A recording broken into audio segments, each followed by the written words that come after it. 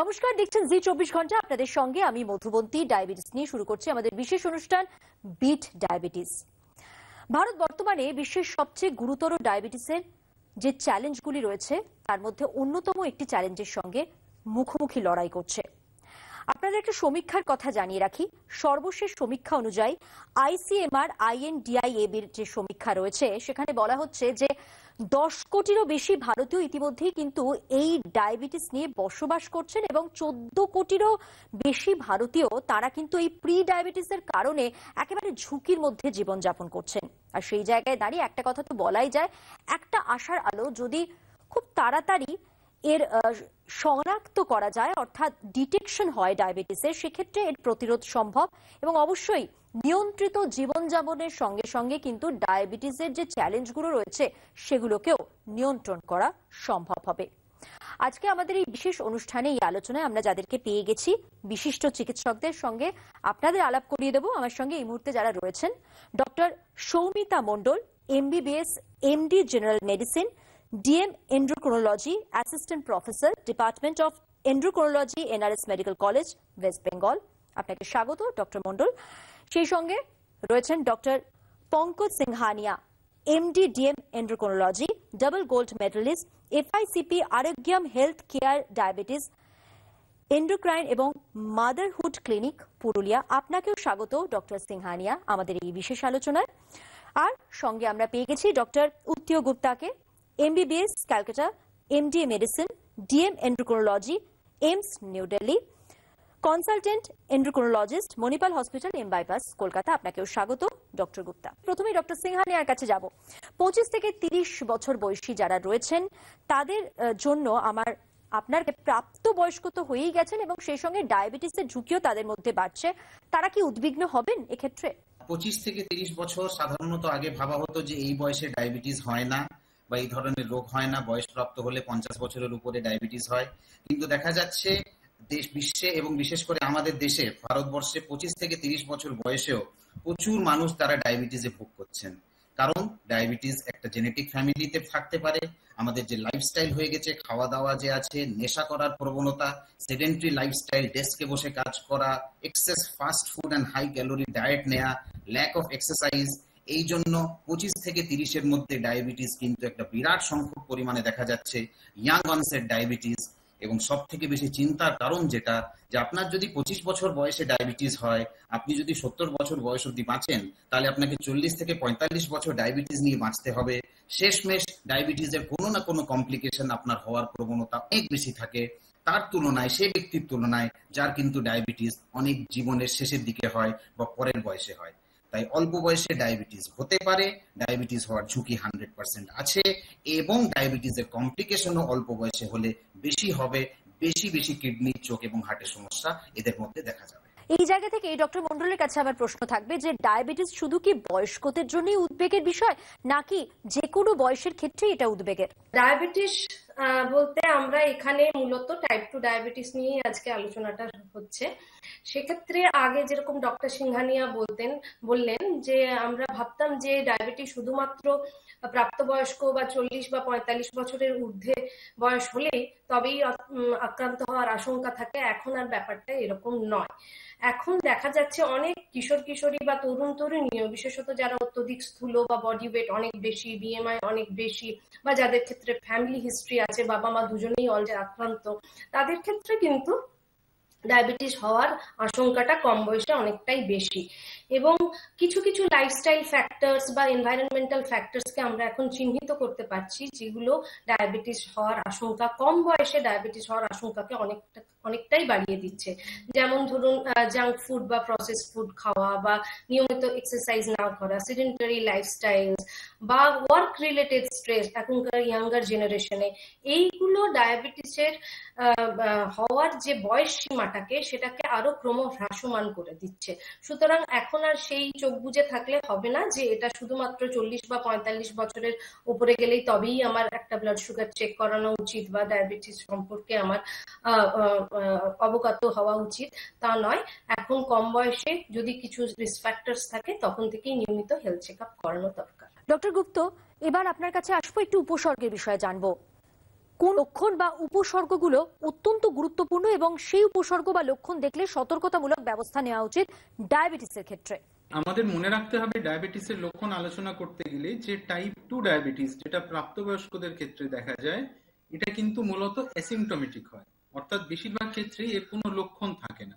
তবু ডায়াবেটিসের যে লক্ষণ বা সিমটম গুলি ধরা হয়, যাকে আমরা অসমোটিক সিমটমস বলি, সেগুলো হলো অতিরিক্ত খিদে পাওয়া, অতিরিক্ত জল পিপাসা পাওয়া, বারে বারে ইউরিন করার জন্য বাথরুমে যেতে হচ্ছে, অতিরিক্ত ক্লান্ত অনুভব করা, পাতে ছুঁচ ফোটার মতো পিন প্রিকিং সেন্সেশন, বা হঠাৎ করে ওজনের তারতম্য হচ্ছে, কেটে গেলে ঘা শুকোচ্ছে না, এই সিমটম গুলো ডায়াবেটিসের সিমটম বলে ধরা হয়।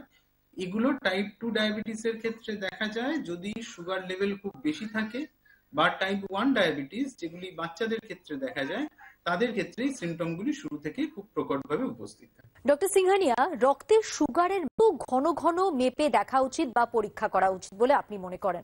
ডায়াবেটিস টেস্ট যে কোনো ব্যক্তি করতে পারে, যে কোনো বয়সপ্রাপ্ত ব্যক্তি। বেশিরভাগ ক্ষেত্রে আমরা বলি 25 বছর বয়সের উপরে ডায়াবেটিসের টেস্ট করা উচিত।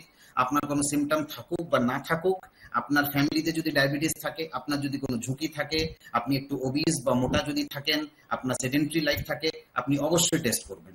কিছু যদি নাও থাকে তাহলে বছরে একবার অন্তত ডায়াবেটিস টেস্ট করা উচিত।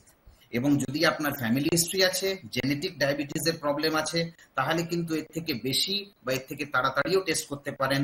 যত বেশি টেস্ট করবেন তত বেশি নিজের রোগের বিষয়ে জানবেন। টেস্ট করার কোনো লিমিট নেই, বেশি টেস্ট করুন, বেশি নিজেকে ডায়াগনোজ করুন, বেশি সমস্যার মুখ থেকে নিজেকে বাঁচান।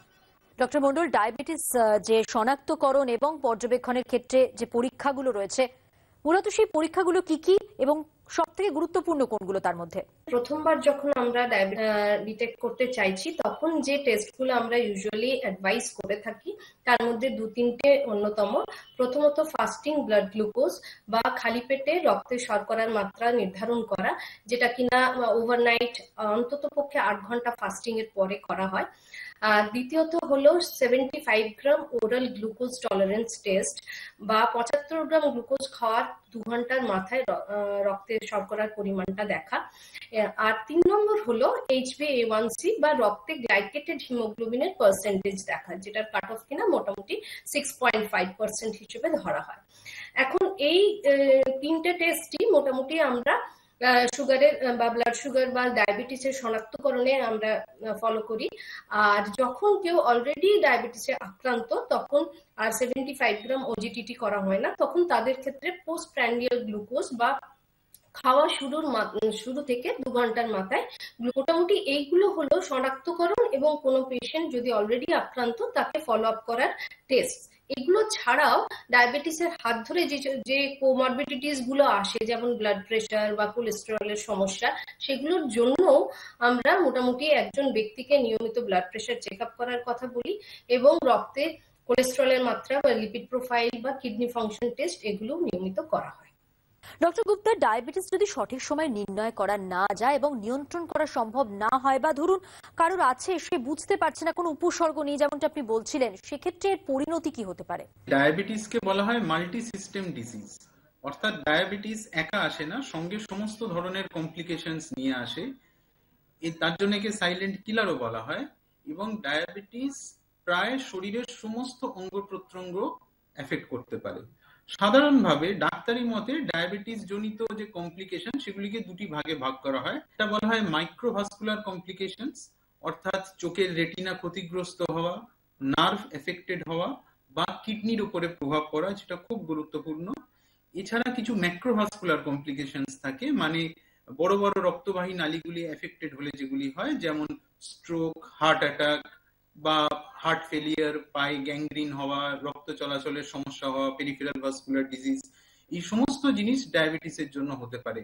মানে রেটিনা, চোখ, কিডনি, নার্ভ, হার্ট, পা, সমস্ত কিছু ডায়াবেটিসের জন্য এফেক্টেড হতে পারে। সেই জন্যই ডায়াবেটিস নিয়ে আজকাল এত আলোচনা, যে ডায়াবেটিস যত ভালোভাবে নিয়ন্ত্রণে রাখা যাবে এবং ঠিক মতো কন্ট্রোল করা যাবে, আমরা এই সমস্ত কমপ্লিকেশনস থেকে ততটা দূরে থাকতে পারবো।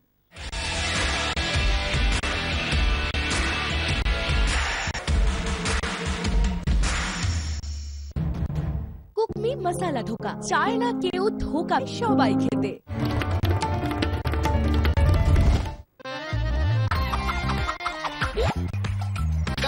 आप कट लो। नेक्स्ट, कब मिलेगा हमारा चैंपियन?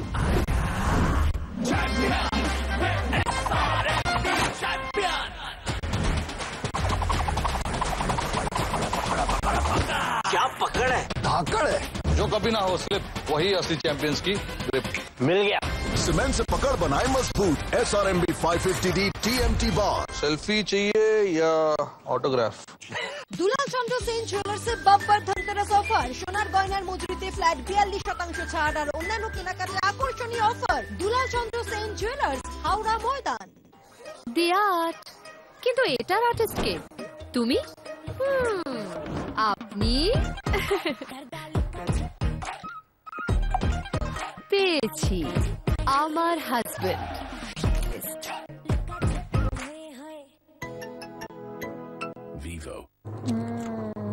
বরযাত্রীরা এসে গেছে। মালকিস্ট, Rich creamy cheese और 14 crunchy layers. মালকিস্ট can't resist. LIC युवा प्रोफेशनल्स के लिए लाए हैं नव जीवन श्री। करें नियमित प्रीमियम का भुगतान, जीवन बीमा का आनंद लें। प्राप्त करें प्रीमियम के प्रतिशत पर गारंटीकृत एडिशंस। अपने वित्तीय लक्ष्यों के अनुरूप मैच्योरिटी पर गारंटीकृत धनराशि पाएं। मौजूदा पॉलिसी धारकों के लिए आकर्षक अतिरिक्त लाभ आज ही खरीदें।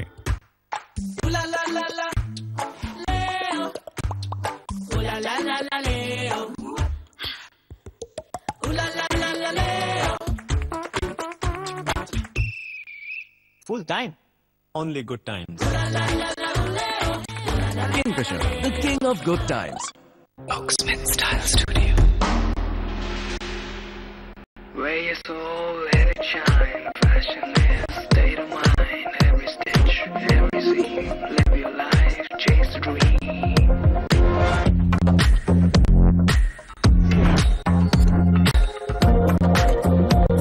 Make a good look great with Oaksmith Style Studio. Oaksmith, make it higher.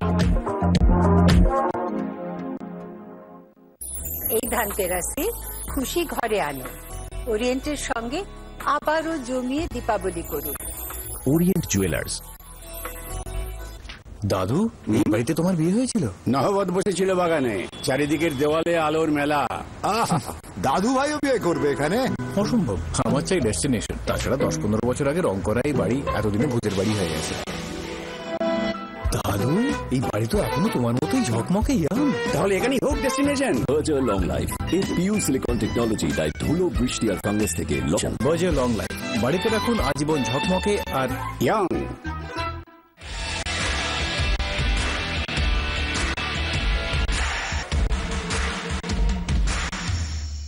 Doctor Singhania, diabetes তো এখন একটা চিন্তার বিষয় বলা যেতে পারে, যা যা শুনছি আমরা, এবং ম্যাক্সিমাম মানুষের এক্ষেত্রে একটা ভোগান্তি আমরা দেখতে পাচ্ছি আমাদের সমাজে। মানসিক অবসাদ, মনের কোনো রকম সমস্যা থাকলে সেই জায়গা থেকে কি ডায়াবেটিস কোনোভাবে হতে পারে বা প্রভাবিত হতে পারে? স্ট্রেস বা মানসিক চিন্তা বা যে কোনো চিন্তা বা চাপের মধ্যে থাকা, এই ব্যাপারটার সাথে ডায়াবেটিস কিন্তু আতপ্রোতভাবে জড়িত আছে। ডায়াবেটিস স্ট্রেসের জন্য হয়ে যেতে পারে, প্রি ডায়াবেটিস থেকে ডায়াবেটিস হয়ে যেতে পারে, এবং যদি আপনার ডায়াবেটিস থাকে, অলরেডি ডায়াবেটিস আপনার ডায়াগনোসিস আছে, আপনার ডায়াবেটিস কন্ট্রোলটা খারাপ হয়ে যেতে পারে, ওয়ার্সেন হয়ে যেতে পারে, আপনার ডায়াবেটিস সুগার মাত্রাগুলো বেড়ে যেতে পারে। এটার কারণ হলো যে স্ট্রেসের মধ্যে কিছু হরমোনস ব্লাডের মধ্যে তৈরি হয়। যেমন আমরা জানি যে ইনসুলিন কম হলে বা ইনসুলিন কম কাজ করলে ডায়াবেটিস হয়। এরকমই কিছু অ্যান্টি ইনসুলিন হরমোন ব্লাডের মধ্যে তৈরি হয়, যেগুলোকে স্টেরয়েড জাতীয় হরমোনও বলা হয়। এগুলো স্ট্রেস হলে কিন্তু বেশি বেশি তৈরি হয়। তাই এই পরিস্থিতিতে ব্লাডে ইনসুলিন কম কাজ করবে, স্ট্রেসের হরমোনগুলো বেশি তৈরি হবে, আপনার ব্লাড সুগারের মাত্রা বেড়ে যেতে পারে। তাই এই পরিস্থিতিতে আপনার গ্লুকোজ ওয়ার্সেন করে যেতে পারে, আপনার নিউ ডায়াবেটিস হতে পারে। এবং স্ট্রেস এই জন্য ক্লিয়ারলি রিলেটেড টু ডায়াবেটিস।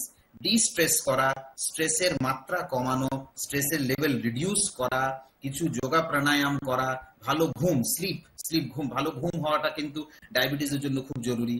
এই সমস্ত জিনিস করে এক্সারসাইজিং, জগিং, বন্ধু বান্ধবদের সাথে একটু দেখাশোনা, আড্ডা করা, এবং spending quality time with friends also আপনার কিন্তু ডায়াবেটিসকে কন্ট্রোল করতে পারে বাই রিডিউসিং স্ট্রেসের মাত্রাটাকে কমিয়ে। অর্থাৎ একটা ভালো লাইফস্টাইল খুব প্রয়োজন। তাহলে কি একটা ধারণা ঠিক যে স্বাস্থ্য চর্চা, শরীর চর্চা, জিমে যাওয়া উচিত? কি মনে করেন আপনি? জিমে যেতেই হবে এরকম ব্যাপারটা মোটেই না। কারণ ওয়ার্ল্ড হেলথ অর্গানাইজেশনের রেকমেন্ডেশনস বা এডিএ রেকমেন্ডেশনস অনুযায়ী আপনার সুগার বা ব্লাড সুগার নিয়ন্ত্রণের জন্য যে ধরনের শরীরচর্চা করা উচিত সেগুলো হলো নিয়মিত 8 ঘন্টা করে হাঁটা, আর হাঁটা না হলে আরো কিছু কিছু এক্সারসাইজ, ফ্রি হ্যান্ড এক্সারসাইজ, যেমন আপনার ওয়াকিং, জগিং, ডান্সিং, ইভেন আপনার যোগা, প্রাণায়াম, এগুলো কিন্তু করা যেতে পারে। এগুলোর জন্য কোনোভাবেই আপনাকে জিমে যেতে হবে এরকম কোনো ব্যাপার নেই। এগুলো কোনো ব্যক্তি অতি সহজেই ঘরে বসে বা বাইরে গিয়েও করতে পারে। আর রেকমেন্ডেশন যদি আমরা বলি তাহলে একজন ব্যক্তি দিনে অন্তত 8 ঘন্টা করে হাঁটবে। এই হাঁটাটা সপ্তাহে 5 দিন করতে হবে এবং তার সঙ্গে কিছু মাসেল স্ট্রেংথেনিং এক্সারসাইজ, সেগুলো 8 ঘন্টা করে সপ্তাহে 3 বার করা উচিত। এবং এখন অনেক সহজেই আমরা যোগা বা প্রাণায়াম এগুলোও কিন্তু আস্তে আস্তে আমাদের রেগুলার এক্সারসাইজের পার্ট হিসেবে গণ্য করা হচ্ছে। সুতরাং জিমে যাওয়াটা একদমই বাধ্যতামূলক নয়। যেটা মাথায় রাখতে হবে যে রেগুলারিটি বা কনসিস্টেন্সি, এই জিনিসটাকে বজায় রাখতে হবে। ডক্টর গুপ্তা, সেই জায়গা থেকে আমি এবার আপনার কাছে জানতে চাইবো যে যেহেতু লাইফস্টাইল ডিজিজ বলা হচ্ছে, একটা নিয়ন্ত্রিত জীবনযাত্রার ক্ষেত্রে খাদ্যাভ্যাসটা তো খুব জরুরি। কিরকম খাদ্যাভ্যাস ঝুঁকিপূর্ণ হবে ডায়াবেটিসের ক্ষেত্রে, কি মনে হয় আপনার? এক্ষেত্রে যে খাবারগুলি হাই ক্যালোরি যুক্ত খাবার, যেমন সমস্ত ধরনের জাঙ্ক ফুড, স্ট্রিট ফুড, ভাজাভুজি, যেগুলো যার মধ্যে স্যাচুরেটেড ফ্যাট বা ট্রান্স ফ্যাট বেশি থাকে, বা হাই কার্বোহাইড্রেট ডায়েট, এগুলি সমস্ত আমাদের শরীরে অতিরিক্ত ক্যালোরি বাড়ায় বা ক্যালোরি জমা করে, যার ফলস্বরূপ শরীরের ওবেসিটি বা মেদ বৃদ্ধি হওয়া ইন হ্যান্ড একসঙ্গে দেখা দেয়। আপনার এটা হচ্ছে যে খাবার ডায়াবেটিসের জন্য ঝুঁকিপূর্ণ, অর্থাৎ হাই ক্যালোরি ফুড। কিন্তু যদি ডায়াবেটিস আপনার অলরেডি দেখা দেয়, তখনও মোটামুটি আমাদের সুষম খাদ্যের উপরই জোর দেওয়া হয়, অর্থাৎ তেল, ভাজাভুজি, মিষ্টি, ময়দা এগুলো যতটা সম্ভব অ্যাভয়েড করা হয় এবং বেশি বেশি আমরা বলি যে ফল, শাকসবজি, প্রোটিন, এইগুলি খাবার উপরে বেশি জোর দেওয়া হয়। এবং আমরা একটা কথা এখানে আলাদা করে বলতে চাইবো যে ডায়াবেটিস প্রিভেনশন বা ট্রিটমেন্টের জন্য কোনো আলাদা স্টিগমাটাইজ ডায়েট হয় না। সুষম খাদ্য আজকাল সব থেকে জরুরি, সব থেকে প্রাধান্য দেওয়া হচ্ছে। যা আপনার আমার জন্য হেলদি, তা একজন ডায়াবেটিস রোগীর জন্যও হেলদি। বেশ, ডক্টর সিংহানিয়া, ডায়াবেটিসের ক্ষেত্রে, এর প্রতিরোধের ক্ষেত্রে, নিয়ন্ত্রণের ক্ষেত্রে টেকনোলজি কতটা হেল্প করতে পারে, আমাদের প্রযুক্তি কতটা হেল্প করতে পারে? সবকিছুর মতো ডায়াবেটিসের টেকনোলজি একটা প্রধান পার্ট হয়ে গেছে। এবং আমি আমার পেশেন্টদের সবসময় বলি, ডায়াবেটিস শুধুমাত্র রিপোর্ট নয়, ওষুধ নয়, ডায়াবেটিস টেকনোলজি। আমাদের কাছে কিছু টেকনোলজিক্যাল ইনস্ট্রুমেন্ট, যেমন ধরুন একটা স্মার্ট ওয়াচ। আমি মনে করি আমাদের ম্যাক্সিমাম পেশেন্টের হাতে একটা স্মার্ট ওয়াচ থাকে। আপনি স্মার্ট ওয়াচ দিয়ে আপনার স্টেপস কাউন্ট করতে পারেন। 8,000 to 10,000, 8,000 থেকে 10,000 স্টেপ ডেইলি হাঁটা একটা ডায়াবেটিস পেশেন্টের জন্য একটা ভালো এক্সারসাইজ হতে পারে। তাই স্মার্ট ওয়াচ আপনাকে হেল্প করতে পারে। আপনি অনেক রকম অ্যাপস মোবাইলে পেতে পারেন, যেগুলো আপনাকে এক্সারসাইজ, ডায়েট, যেগুলো আপনাকে ক্যালোরি কাউন্টিং, কি খাবেন না খাবেন, আপনি গোটা দিনে কি খেয়েছেন সেগুলো ট্র্যাক করতে গেলে। এবং অনেক কটা এই অ্যাপ ফ্রি অফ কস্ট থাকে, এগুলোর জন্য সাবস্ক্রিপশন লাগে না। তাই এই ধরনের অ্যাপ আপনাকে হেল্প করতে পারে। এখন আমাদের ডায়াবেটিস টেকনোলজির জন্য কন্টিনিউয়াস গ্লুকোজ মনিটরিং বা সিজিএম ডিভাইস এসে গেছে। এটা একটা ডিভাইস যেটা পেশেন্টের শরীরে লাগিয়ে দেওয়া হয়, যেটা কিন্তু কন্টিনিউয়াসলি পেশেন্টের ব্লাড গ্লুকোজ রেকর্ড করতে থাকে। আপনাকে ব্লাড দিয়ে বা আঙুল প্রিক করে আর গ্লুকোজ রেকর্ড নাও করতে হতে পারে। এটা একটা পেনলেস, কোনো ব্যথা নেই, আপনার ব্লাড গ্লুকোজ রেকর্ড হতে পারে। ইনসুলিন পাম্প এসে গেছে, যেটার জন্য নিতে হয় না। তাই ডায়াবেটিস এখন কিন্তু টেকনোলজি। চাইলে আমরা কিন্তু পেশেন্টের জীবনটা আরো সহজ করে দিতে পারি, পেনলেস করে দিতে পারি, এবং পেশেন্টের জন্য ডায়াবেটিস ম্যানেজমেন্ট একটা প্লেজেন্ট বা সুখপ্রদ, একটা ইন্টারেস্টিং এক্সপিরিয়েন্স আমরা বানিয়ে দিতে পারি। পেশেন্ট কিন্তু ডায়াবেটিসকে আর ভয় পাবে না because of the help of এই টেকনোলজি। ডক্টর মন্ডলের কাছে আসি। আমরা জানি যখনই কেউ ডায়াবেটিসের আক্রান্ত হয় তখনই তারা চিনি ত্যাগ করে প্রথমে, এবং যাতে আক্রান্ত না হয় তার জন্য আমরা চিনিকে তফাতেই রাখি। চিনির সঙ্গে ডায়াবেটিসের সম্পর্কটা, এটা যদি একটু ক্লিয়ার করে বলেন আমাদের। ডায়েটের ক্ষেত্রে আমরা যখন পেশেন্টদের বলি, তখন শুধুমাত্র চিনি নয়, যে কোনো হাই ক্যালোরি যুক্ত খাবার, ভাজাভুজি খাবার, প্রসেস ফুড, জাঙ্ক ফুড, সব ধরনের খাবারই কিন্তু আপনার সুগারের মাত্রাকে বাড়িয়ে দিতে পারে। সুতরাং চিনি ত্যাগ করাটা বা চিনি থেকে দূরে থাকাটাই একমাত্র সমস্যার সমাধান নয়। দ্বিতীয়ত হচ্ছে ব্লাড সুগার একটা প্যারামিটার বা সূচক মাত্র আপনার মেটাবলিক হেলথকে, আপনি কতখানি হেলদি, মেটাবলিক্যালি কতখানি হেলদি বা খারাপ রয়েছেন সেটা ইন্ডিকেট করে। ডায়াবেটিস আমাদের শরীরের প্রতিটি অঙ্গকে আক্রান্ত করতে পারে এবং মূলত তার মধ্যে হার্ট, কিডনি, চোখ, স্নায়ুতন্ত্র এগুলো রয়েছে। আর যে মুহূর্তে একজন ব্যক্তি ডায়াবেটিসে আক্রান্ত হলেন সেই সময় থেকে এই প্রসেসটা কিন্তু চালু হয়ে গেল, এটা প্রতিনিয়ত প্রতি মুহূর্তে চলতে থাকলো। সুতরাং সেই সময় থেকে আমাদের সুগারের মাত্রাটাকে নর্মাল যে রেঞ্জ আমরা বলি তার মধ্যে রাখতে হবে। এই অতি সক্রিয়তাটা কিন্তু আমাদের মধ্যে থাকতে হবে। সুতরাং শুধু চিনি ত্যাগ করলেই হবে না, নিয়মিত আপনাকে ডায়েট এবং এক্সারসাইজ ফলো করতে হবে যাতে আপনার রক্তে শর্করার পরিমাণটা নর্মাল রেঞ্জের মধ্যে থাকে এবং আপনি এই কমপ্লিকেশনস গুলোকে এড়িয়ে চলতে পারেন। ডক্টর গুপ্তার কাছে আসবো। ডায়াবেটিস প্রতিরোধ বা নিয়ন্ত্রণের ক্ষেত্রে পরিবার, আমাদের আশেপাশে যারা রয়েছে, বন্ধু বান্ধব যারা রয়েছে, তারা কতটা আমাদের হেল্প করতে পারে, কতটা সাপোর্ট করতে পারে বা কিভাবে করতে পারে, যদি একটু ব্যাখ্যা দেন। ডায়াবেটিস চিকিৎসার যে 4টি মেইন স্তম্ভ আছে, অর্থাৎ খাওয়া দাওয়া, পর্যাপ্ত ব্যায়াম করা, নিয়মিত ডাক্তারের কাছে চেক আপ করানো এবং ঠিক সময়ে ঠিক টেস্ট করা, বিশেষ করে খাওয়া দাওয়ার পার্টটা, এগুলি কিন্তু পারিবারিক সাহায্য ছাড়া সম্ভব নয়। আপনার যদি ফ্যামিলিতে একটা সাপোর্ট সিস্টেম থাকে যার মধ্যে বাবা মা, ভাই বোন বা ছেলে মেয়ে সবাই আছেন, কাছের লোকেরা, তা না হলে কিন্তু আপনি প্রত্যেকটা ক্রাইটেরিয়াকে ফুলফিল করতে পারবেন না বা সঠিকভাবে একা হাতে নিয়ন্ত্রণ করতে পারবেন না। দ্বিতীয় কথা হলো, ডায়াবেটিসে আমরা যে আলোচনা করলাম স্ট্রেসের সঙ্গে অঙ্গাঙ্গিভাবে জড়িত, সুতরাং এখানে ইমোশনাল সাপোর্ট যেটা, তার একটা বিরাট জায়গা এসে যাচ্ছে। অর্থাৎ আপনার পরিবারের সমস্ত লোকেরা যদি আপনাকে আরো ভালো করে ইমোশনাল, আপনি যদি মানসিকভাবে অনেক চাঙ্গা থাকেন, তাহলে আপনার সুগার বাড়ার যেমন প্রবণতা কমে যায়, সেরকম সুগার কন্ট্রোলও অনেক বেটার হয়। এবং চিকিৎসার ক্ষেত্রে আমরা যেটাকে কমপ্লায়েন্স বলি, অর্থাৎ সঠিক নির্দেশগুলি ফলো করা, সেটাও অনেক সুষ্ঠুভাবে হয়ে থাকে। আমরা অনুষ্ঠানের একদম শেষ পর্যায়ে চলে এসেছি। আমি তিনজন ডক্টরের কাছে তাদের যে বহুমূল্য পরামর্শ পেলাম, তাদের কাছে আরো একবার শেষ যে আমার প্রশ্ন রাখবো, যে যদি লাইফস্টাইল কন্ট্রোল করেই ডায়াবেটিসকে কন্ট্রোল করা সম্ভব হয়, তো যারা আজকে অনুষ্ঠান শুনছেন দর্শকদের জন্য বা আগামী প্রজন্মের জন্য আপনাদের কার কি অ্যাডভাইস থাকবে? ডক্টর মন্ডল। ডায়াবেটিস একটা লাইফস্টাইল ডিজিজ, আর এখনকার তরুণ প্রজন্মের মধ্যে এই রোগটা আসার অন্যতম কারণ হলো যে ইরাটিক লাইফস্টাইল। সুতরাং যদি আমরা গোড়া থেকেই একটা সুস্থ জীবনযাত্রা বা হেলদি লাইফস্টাইল মেনটেন করতে পারি, তাহলে হয়তো আমরা এই রোগটা একেবারেই এড়াতে পারবো, বা যারা প্রি ডায়াবেটিস হয়েছে, যাদের বা প্রি ডায়াবেটিস স্টেজে রয়েছেন, তারা হয়তো ডায়াবেটিস হওয়াটাকে ঠেকাতে পারবেন। সুতরাং লাইফস্টাইলটা একদম অন্যতম এবং মূল স্তম্ভ হয়ে দাঁড়াচ্ছে এই রোগ বা কমপ্লিকেশনস গুলো এড়িয়ে চলার। ডক্টর সিংহানিয়া, যদি অল্প বয়স থেকে বাচ্চাদের একটা হেলদি লাইফস্টাইলের এডুকেশন দেওয়া হয়, যদি দেখা যায় যে অল্প বয়সে বাচ্চাদের ওজন না বাড়তে দিই, আজকাল চারিদিকে বাচ্চারা মোটা হয়ে যাচ্ছে, বাচ্চাদের যদি আমরা ফাস্ট ফুড, বাইরের খাবার অ্যাভয়েড করতে থাকি, তাহলে ছোটবেলা থেকে যদি আমরা হেলদি লাইফস্টাইলটা জীবনের মধ্যে আমরা ইনকালকেট করতে পারি, জীবনের মধ্যে লিপিবদ্ধ করতে পারি, তাহলে পরবর্তী সময় বেশি বয়স হলে, বয়সপ্রাপ্ত হলে, তাহলে ডায়াবেটিস, হাইপারটেনশন, এই সমস্ত লাইফস্টাইল ডিজিজের হাত থেকে বাঁচার একটা সহজ উপায় কিন্তু পাওয়া যায়। ডক্টর গুপ্তা, আপনার কি অ্যাডভাইস থাকবে? সুষম খাদ্য খাওয়া খুব জরুরি, সঠিক সময় খাওয়া দাওয়া করা ইকুয়ালি ইম্পর্টেন্ট, এবং পর্যাপ্ত ব্যায়াম করা উচিত। যদি কিছু না সম্ভব হয়, অন্তত 20 থেকে 30 মিনিট আমরা যদি পা চালিয়ে একটু হাঁটতে পার্কিং বলে, সেটাও কিন্তু এই ডায়াবেটিসের ক্ষেত্রে প্রভূতভাবে উপকার করে। এবং সবশেষে আবারও বলার যে এটা আমরা আজকে ডায়াবেটিস আলোচনা করছি, কিন্তু নন ডায়াবেটিক লোকেদের জন্যও এই লাইফস্টাইল মডিফিকেশন কিন্তু সমান প্রাসঙ্গিক। অনেক ধন্যবাদ আপনাদের তিনজনকে, আপনাদের গুরুত্বপূর্ণ পরামর্শ, মতামত আমাদের এই বিশেষ অনুষ্ঠানে দেওয়ার জন্য অনেক ধন্যবাদ। আর সেই সঙ্গে দর্শকদের বলবো, লাইফস্টাইল যে নিয়ন্ত্রণ করা, সেটাই তো সব থেকে জরুরি। তো সেই দিকে অবশ্যই আপনারা সজাগ থাকুন, নজর দিন, তাহলেই কিন্তু ভবিষ্যতের ক্ষেত্রে এবং যারা এখন ডায়াবেটিস আক্রান্ত হয়েছেন, তারা তাদের জীবনকে আরো সুন্দর করতে পারবেন, আরো নিয়ন্ত্রিত করতে পারবেন।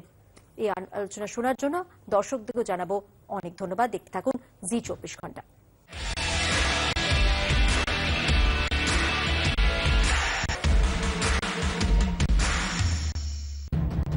কুকমি মশালা ধোকা, চায়না के धोखा पेते